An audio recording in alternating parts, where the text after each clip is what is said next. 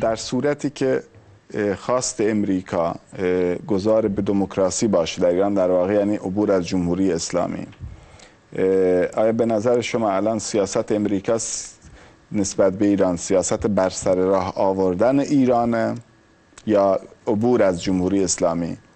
ما در وضعیتی قرار داریم که یه رئیس جمهور جدید تو آمریکا داره روی قدرت میاد و رئیس جمهوری که روی قدرت میاد، رئیس جمهوری که به صورت تاریخی داره رئیس جمهور آمریکا میشه. اولین مرتبه است که یک رئیس جمهور سیاه‌پوست انتخاب میشه.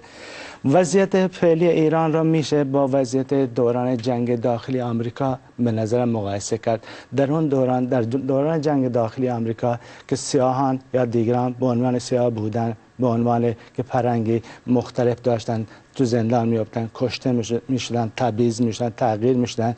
و تو ایران ما تقریبا همچنین وضعیت رو داریم. تو به عنوان کرد، من به عنوان بلوچ کشته میشیم، تو زندان میافتیم.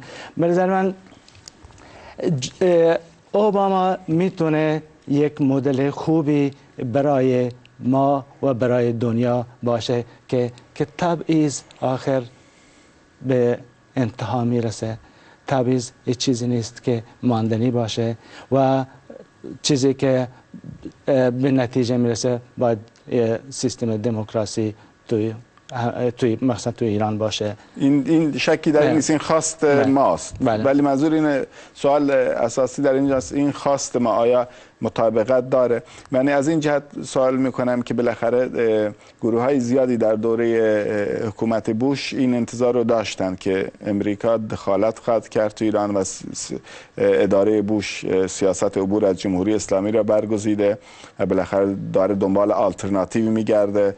حتی در این رابطه یک چنین بحثایی هم بود که گویا تنها روی نیروهای مرکزگرا در ایران حساب باز نمیکنه، بلکه روی گروه‌های ملی و حاشیه، اونایی که در حاشیه قدرت هستن، حساب باز میکنه.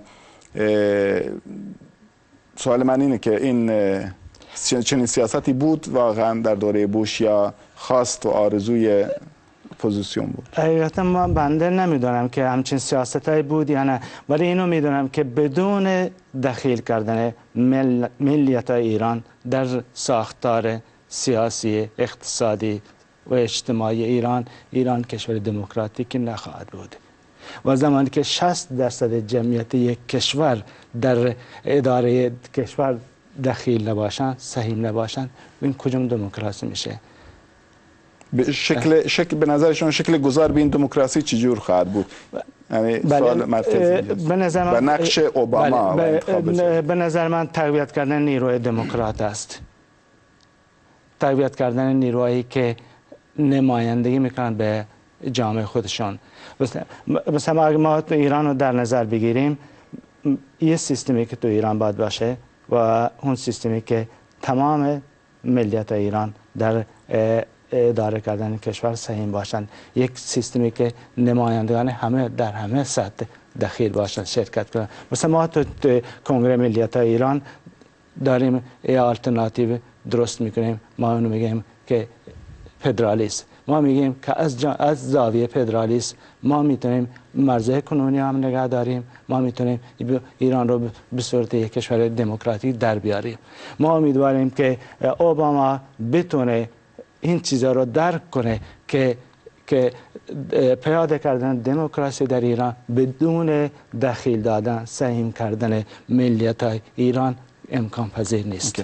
سیستم اداره بوش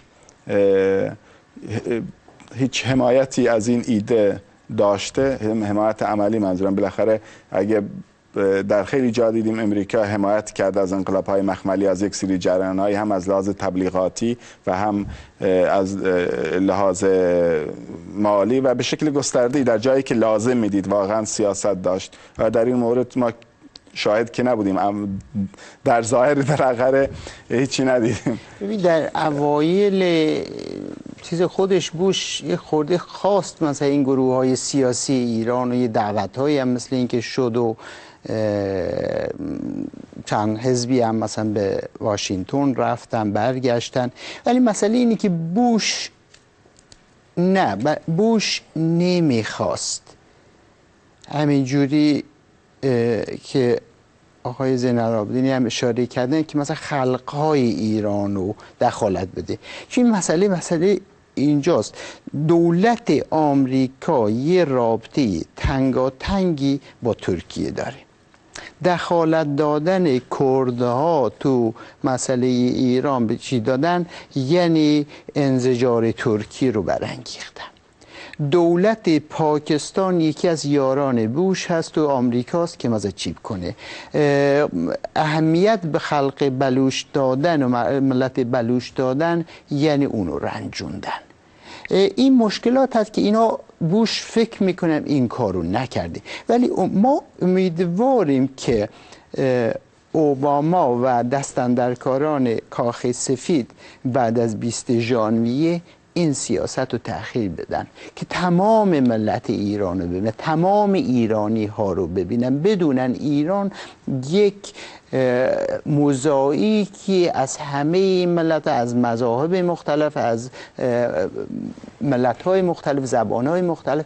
اینو نمیشه تا ابد با این شکلی که هست اداره کرد. همینجوری که دوستمون اشاره کردن نمیشه مسئله ایران رو حل کرد تا جایی که خلق‌های دیگه تو قدرت شرکت نکنن و به مسائل فرهنگی خودشون، سیاسی خودشون نرسن.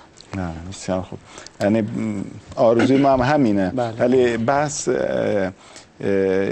در اینه که آیا واقعا این خواست و اراده وجود داره تو امریکا؟ چون منافع و نیازهای مختلفی هست که باید همه برابر بشن، همه این انتظار دارن. حتی نیروهایی که خودشونو به اصطلاح ایرانی میدونن یا مرکزگرا هستن، بالاخره اونا هم بیشتر اونا قبول نمیکنن. اونایی که خودشون هم خط امریکا هم میدونن و دوست امریکا هم میبینن و آلترناتیو میبینن برای آینده ایران، نگران هستن. وقتی که نظراتشون، دیدگاهشون رو آدم دنبال میکنه، به شدت نگران هستن. میگن ایران پارچه پارچه میشه، نفت رفت و این سر رفت و اون گوشه رفت و پس چیمون. یعنی منظورم اینه که این باب این بحثا باز بشه و این سیاستی که الان آقای اوباما، این امیدی که بخشیده به همه دنیا، امید تغییر، همه تو هر گوشه دنیا میگن خب سهم ما از این تغییر چی است؟ این تغییر میتونه تا چه اندازه‌ای به نفع من باشه. بسیاری از مردم تحت استم، نیروها و گرایشات تحت استم تو دنیا، همانند سیاهان در امریکا، خودشونو به یک نوعی در این پیروزی سهیم میبینن یا هم احساساً هم چیز میکنن. من در این رابطه میخواستم بگم آیا الان غیر از خواست ما، اراده ما، یک تغییری نسبت به مسئله ملی در ایران بعد از 20 ژانویه امکانش هست به وجود بیاد یا نه آقای زین؟ به نظرم یکی از چالش‌های بزرگ آقای اوباما خواهد بود که اون مسئله ایران را به چه شکلی حل خواهد کرد یا به چه شکلی باش برخورد خواهد کرد. ولی مسئله اینه که همونطور که قبلا دوست من گفت، منم خودم گفتم که بدون سهم کردن ملیت ایران در اداره کشور تو ایران دموکراسی پیاده نخواهد شد. و مسئله اینه که جمهوری اسلامی حالا داره یک پروسه رو میگذرانه، پروسه تولید بمب اتمی که ما دقیقا نمیدونیم تا چه اندازه موفق شده، ولی به گفته های محققین جمهوری اسلامی داره این رو طی میکنه که بتونه در چند سال آینده بمب اتمی چیز کنه، درست کنه.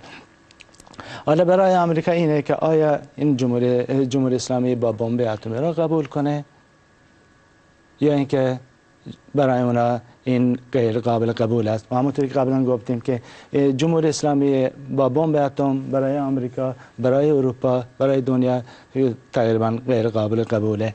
ولی مسئله اینه که مسئله حقوق بشر، همونطور که دوستان سلطان فرمودند که مسئله حقوق بشر و مسئله ملیت ها قربانی سیاست های جهانی در قبال تولید بمب اتمی ایران نشه، جمهوری اسلامی نشه. جمهوری اسلامی اگر بگه خب ما بمب اتمی درست نمی‌کنیم ولی شما دست از دخالتتون در رابطه با ملیت ها، در رابطه با حقوق بشر بردارید و همچین معامله خطرناک است، خطرناک برای کل دنیا، برای ملیت ایران. و ما اینو میدونیم زمان جمهوری اسلامی موفق بشه که بمب اتم درست کنه، اون موقع بزرگترین مانع را برای ملیت ایران به وجود میاره که بتونه حقوق ملیشون را بگیرند و بتونن به دنیا بگند که ما حقوقی داریم تو ایران. دنیا اون موقع ایران رو ترجیح میده، اون سیستمی که صاحب بمب اتم است ترجیح میده در مقابل ملیت های ایران. یک مسئله